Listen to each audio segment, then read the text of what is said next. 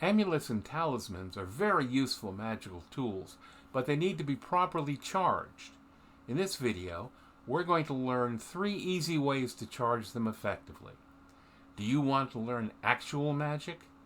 Then welcome to the Actual Magic Academy.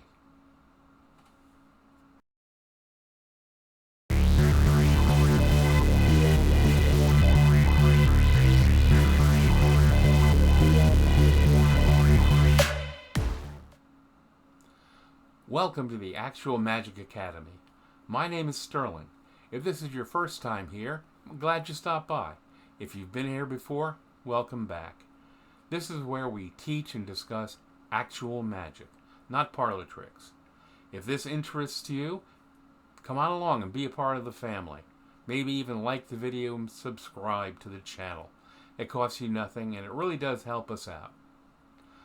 We're going to learn how to charge amulets and talismans easily. So let's start at the beginning. What is an amulet or a talisman, and what's the difference between them? Well, they're both magical objects that are created for a purpose, and the main difference between them is that an amulet is a long-term object, most often some form of protection. A talisman is created for a specific purpose, a specific result, and it's a one-time use sort of thing.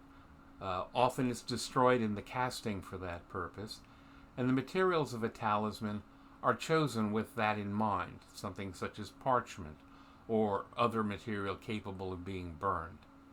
An amulet for protection against harmful spells may be made out of a more durable material, such as stone or metal, and they're often worn as a pendant, a bracelet, a ring, something like that. But the charging methods are exactly the same. The belief and use of talismans, jewels, and amulets is part of the history of humanity. Since the days of the ancient world, different communities and civilizations have used different talismanic objects and amulets. In ancient Egypt, amulets and talismans were used to avoid misfortune and disease, win battles, bring good luck. We find evidence of these objects' use in Egypt that date back as far as 4000 BC. All cultures held jewels, amulets, and talismans in high regard. The fact that the use of talismans and amulets has survived to this day is a witness to their effectiveness. Over time, some of these magical objects have been modified and modernized to suit current times, but this doesn't change their usefulness or effectiveness. Talismans take different shapes and forms today. Some of the modernized magical objects include pendants, mascots, rings, and brooches. Birthstones are another example of modern talismanic objects. If these objects didn't work at all, they would likely have disappeared long, long ago. In the hands of a magician, the talismanic object acts as a bridge between the physical world's limitations and the power enclosed in the trinket. So, the price, the shape, or state of your talisman really doesn't matter. What matters is how you view it, and if you approach the subject bearing in mind the power of the talisman, it will create the desired effect. Talismans and amulets can take any shape or form. In contemporary terms, you can think of them as carrying a Bible or other divine instruments like magic herbs. Magical herbs like the mandrake plant can be used as a protective capacity. This includes other divine instruments like fluid condensers, lodestones, and natural elements such as tiny horseshoe magnets. So if you've made or purchased the physical form of your amulet or talisman, say a pendant of some sort, maybe a pentacle, and now you need to charge it, hold on there, because first you need to cleanse it. Lots of people with wildly different energies have touched that amulet in its trip to you, and you don't want those energies affecting what you want the amulet or talisman to do. With a parchment or paper talisman, There's little need to cleanse them, as they're going to be burned as part of the working. The best thing to do with these is to place the parchment or paper in a container that has a layer of salt in it, and then cover the parchment or paper with more salt. Leave it for a day, and then pull it out, and you're ready to create your talisman. A modification of this method is best for cleansing most everything else, an elemental method. You can bury your amulet in salt for a time. I'd recommend a full lunar cycle. If the amulet is made of metal, you should wrap it in white cotton before burying it, as salt can damage many metals. The white cotton will allow all energies to escape and be absorbed by the salt. You can get much that same effect by burying the amulet in the earth for the same time. Now you're ready to charge or load your amulet or talisman. I'd suggest you work these methods from inside a circle to ensure that nothing unwanted gets involved. So here's method number 1. Charging by willpower and mental force. Holding the amulet or talisman cupped between your hands, and fix your mind solely on what you will the amulet to be. Form a solid picture of it forming your will as you have created it to do. This is a good place to chant a charm telling the amulet your will. Simple is the key here. Something like, O pendant brave, your work is clear. No evil spell or hex touch here. Recite your charm for a magical number of times, such as 3 or 7 or 9. Create in your mind the vision, the reality of the amulet doing the work you command. Push that vision, that energy into the amulet until it's full, brimming over with that energy. And then stop, proclaiming, as my will, so mote it be. And your amulet or talisman is charged. The effectiveness of this method is a bit dependent on the skill of the one performing it. The better you are at visualizing the image and powerfully pushing that energy into the amulet, the more effective it'll be. You can repeat this at times if you feel it needs recharging.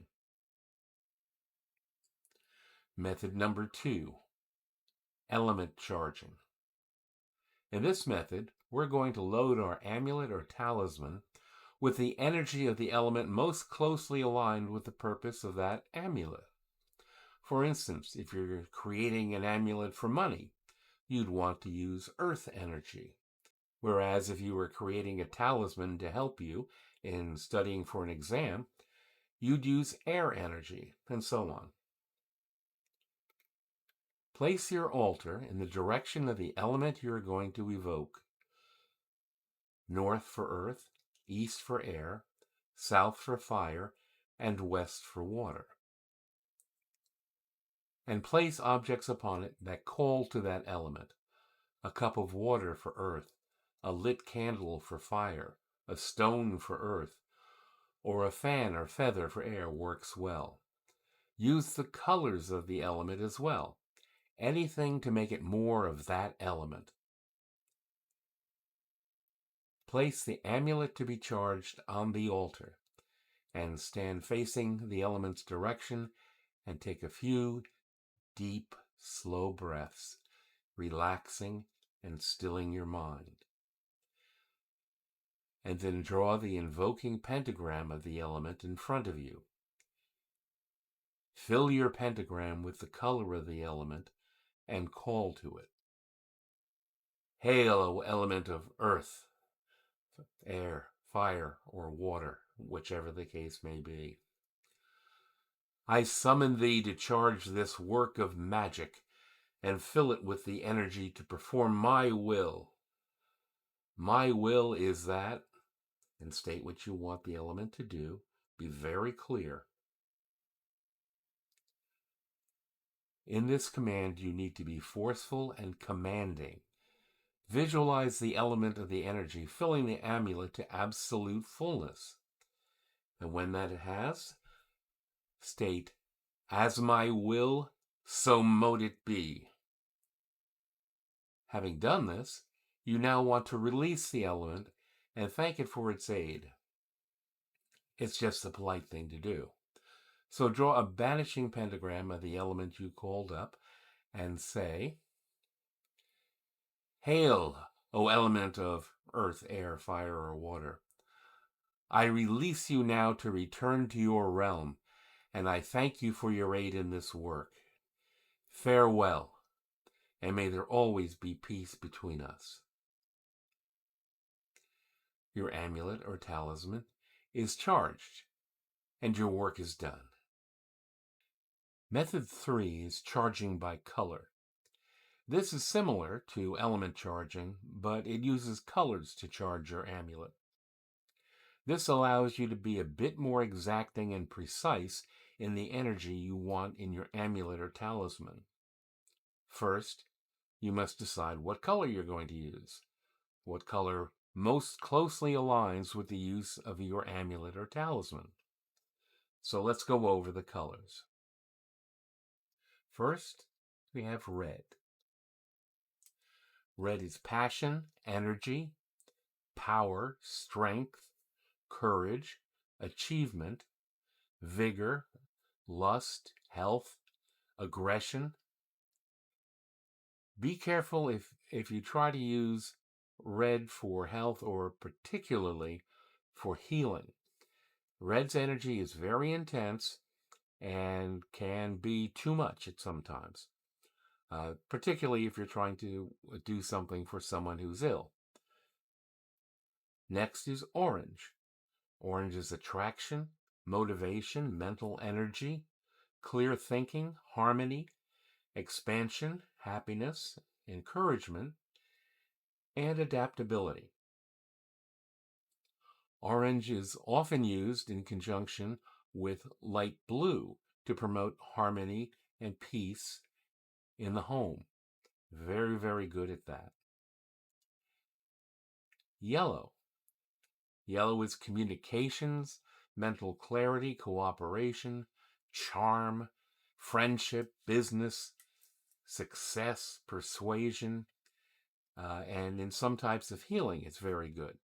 Good to reduce fevers, stop nervousness, basically calm down. You're bleeding off some of the excess energy. Gold is solar energy, the God force. It's power, it's healing, physical strength, success, achievement, mental growth, prosperity, and confidence. Gold is my go-to color for healing. Some people like to use green. That's very common. Green promotes growth. Unfortunately, in a lot of healings, there are things you don't want to grow. For instance, if somebody is dealing with an infection or a cancer, growth is not what you want. Gold is far better. And speaking of green, green is money, finance, balance, promotions, job finding, luck, prosperity, fertility, brotherly love. Green rules the planet Venus, and it does have some healing abilities, but as I said, be cautious with what you're using it for. Next we have greenish yellow, and that's sickness, cowardice, anger, jealousy, discord, and envy. Light blue. It's an excellent healing color because it promotes peace and calm and balance, as well as friendship, hope. Wonderful for meditation work, decision-making, tranquility, understanding, patience, and maintaining health. And as we said, it works very well with orange to promote a tranquil, harmonious atmosphere at home. Dark blue is impulsiveness, depression, changeability, the subconscious. Royal blue is truth, self-awareness, dreams, protection from negative vibes, and is very good for removing guilt. Purple is your intuition. It's intuitive power, spiritual communication. It influences those in high positions, relieves tension, ambition, business progress and power, and a high spirituality. Lavender, spiritual development, psychic growth, divination, blessings, and sensitivity. Brown is endurance, stability, the home, security, anything to do with matters in court, hesitation, uncertainty, neutrality, but gray is more neutral. Black removes hexes, hatred, and evil. It absorbs negativity, loss, discord, confusion, and is also sometimes used to place a hex. Black is the absence of color. And in that absence, it forms a void of colors. And therefore, you can use it to draw off a curse, to draw off things you don't want. Very powerful for that. White, on the other hand, is all colors. All colors are found within white. And here is purity, truth, sincerity, protection, wonderful for meditation work, health, blessings, and spiritual growth. A silver gray color is good for cancellation, neutrality, stalemate, hesitation, stops stress. Pink is honor, emotional love, romances, new loves, friendship, and morality. So think well on what you are creating your amulet to do and choose the color that most closely aligns with that. Now, when you're ready, set up your altar with the color that you're going to charge with, represented as much as possible. The altar cloths, the candles, anything on the altar, whatever you can. You can be seated on the floor for this if you want. Breathe deeply and release tensions in your body. Breathing square is a good way to do this. If you don't know this technique, you can easily learn it in this video at the top of the screen.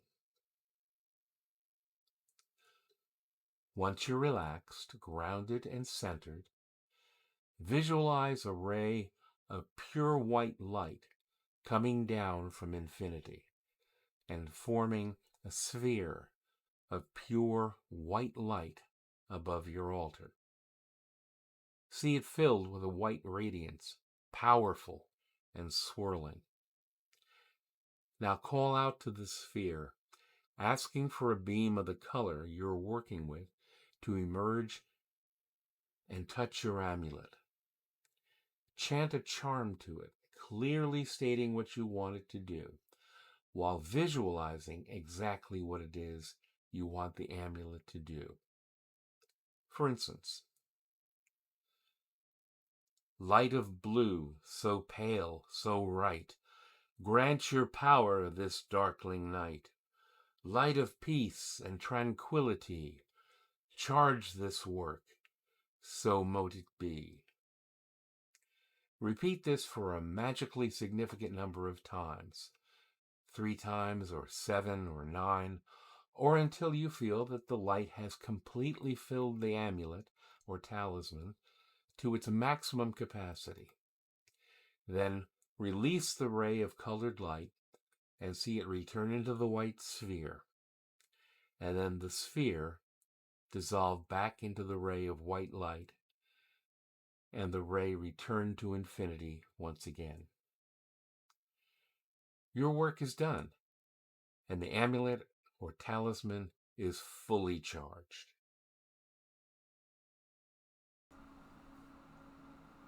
So there you have it. 3 easy ways to charge an amulet or a talisman, either by willpower and mental force, charging by element, or by color. Remember to write your own chants, saying what it is you want the amulet to do. Don't just use the ones that were given here if they don't fit your purpose. Now you can embellish these techniques as you like, or use them in a simple form. That's up to you. Well, we're going to leave it there for this week. If you enjoyed the video and learned something from it, do me a favor. Wave your wand and like the video. Maybe even subscribe and ring the notification bell. It doesn't cost you a thing, and it really does help the channel. If you'd like to help the channel even more, there is a Buy Me a Coffee link in the description below.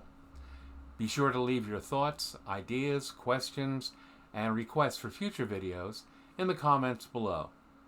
Until the next time, blessings bright.